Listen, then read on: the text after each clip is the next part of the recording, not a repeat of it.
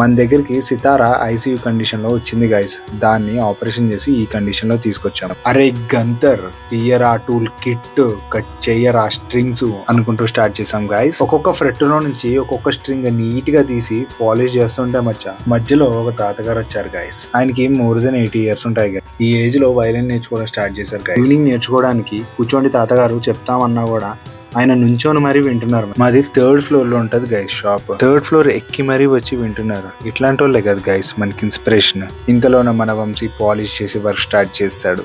చూడండి బార్స్ అన్ని ఎంత నీట్ గా పాలిష్ చేసి క్లీన్ చేశాడు. సితార్ అన్నది చాలా ఓల్డ్ ఇన్స్ట్రుమెంట్ అండి. ఇది రాజులు ఈవెన్ గాడ్స్ టైం నుంచి వస్తున్న ఇన్స్ట్రుమెంట్ ఇది.